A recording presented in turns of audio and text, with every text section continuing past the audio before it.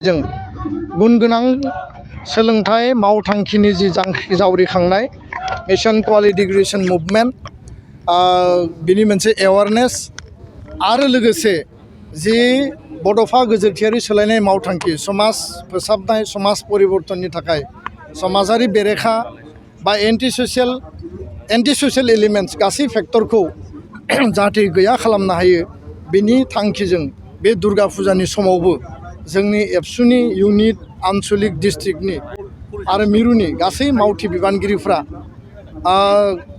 फुजा मेलायाव थांनांगौखौ दोनथ'नानैब्लाबो दिनै हारिनि सार्थआव समाजनि सार्थआव आरो ओनसोलनि सार्थआव बे हाबाफारिखौ लादों। आं बिथांमोनखौ धन्यबाद होदों। जोंनि गोबां सिनियर दैदेनगिरिफोर फैदों, गुबुन गुबुन आफादनि दैदेनगिरिफोर फैदों। बाथ्राया जाहैबाय जे दुलाराय बर' फरायसा आफादा जोनोमनिफ्रायनो बर' हारिनि थामोनथा रैखाथि, बर' हारिनि समाज आरो हारि जौगानायनि थाखाय जोङो हाबा मावबोदों। बड'फानि आदर्शजों जोङो जेब्लायबो समाजखौ जोङो गेरेमसा हारि दानायनि थाखाय खामानि मावदों। दा बे बेलायाव जोङो नुदों जे जोंनि ओनसोलाव ड्राग्सनि जि इम्पेक्ट, जौ जुवानि जि इम्पेक्ट, दा दुर्गा फुजा, बिनि उनाव लोक्षि फुजा, राज मेला, गोबां माखासे फुजा मेला फैगोन। फुजाखौ बयबो खुंनांगोन, बे जोंनि धोरोमारि मोनसे आस्था आरो बिसास, गुबुन गुबुन माहारिनि बर' हारिनिबो आस्था आरो बिसास। खिन्थु बे फुजा मेलानि नामाव बेयाव माने जौ जुवानि दुमदाखाल, बेयाव नोङो ड्राग्स, बेयाव नोङो मानसि लांखारनाय, चाइल्ड मेरिज बायदिसिना बेयाव माखासे माने बे आयेननि कार्यकलाप समाज बेरेखा हाबाफारिफ्रा सोलियो।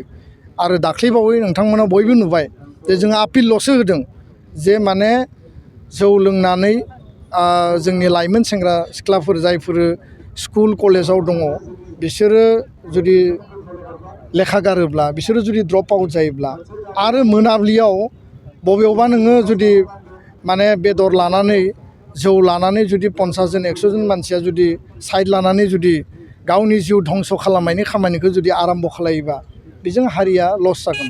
बर' हारिनि सासे लाइमोननि जिउ खहा जानाय, लाइमोननि जिउआ आस'खान्दा जानाय माने हारिनि खहा। दा बे बाथ्राखौ जों आपिल होनायावनो बिथांमोना बर' बाजार इउनिट आनसलिक माने इउनिट एबसुखौ गाग्लोबदों, जोंनि सेंग्राफोरखौ बुदों।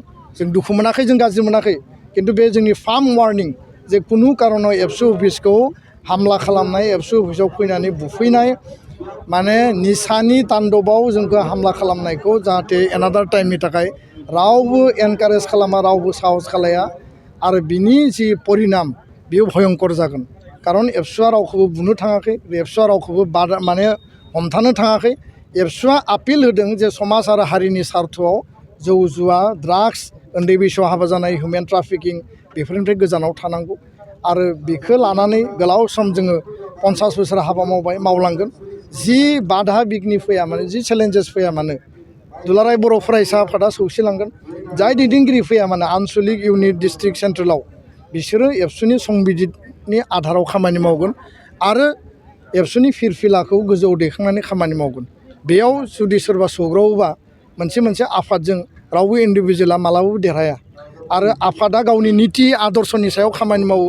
सोरबा इन्डिभिजुवेला गावनि निति आदर्शखौ बावगारनानै हारि बेरेखा बा समाज बेरेखा खामानियाव बे लिप्त जायोबा जोंनि निति आदर्शजों बे कनफ्लिक्ट जागोन। आरो बे कनफ्लिक्ट जायोब्ला हारिया बिथांमोननि थाखाय लस जानो हागौ। दा बेखायनो बेनि गेजेराव मोनसे सोंथि, जाय समाव दुलाराय बर' फरायसा आफादा समाज बेरेखा जायखिजाया बिथिंनि खामानिनि थाखाय सांग्रांथियारि हाबाफारि लाबोदों, दा बे बेलायाव जों नुनो मोन्दों माखासे डिसेन्टआवनो बाइक सालायथिंनाय बा माखासे ड्राग्सजों लोब्बा थानाय माखासे नुनो मोनबाय थादों। बे बेलायावहाय बैबायदि न'खरखौ मा बुंगोन? जोंनिफ्राय बे आपिला दंबाय थायो। जोङो बयखौबो खावलायदों, जों बयखौबो एलार्टबो खालामदों जे मबाइल बाहायनाय, बाइक सालायनाय, स्कुटि सालायनाय, दा फुजा मेलानि टाइमाव नाय बा निउ इयार फैगोन, बिनि उनाव माने डिसेम्बर जानुवारि फैगोन, पिकनिक बा टुरिस्ट माने हटस्पटफ्राव थांगोन, बेयाव एक्सिडेन्ट जानानै थैनाय, बेयाव आनरुलि बाइक माने राइडिं, गोबां माखासे थासारिफ्रा दिनै सोलिगासिनो दङ।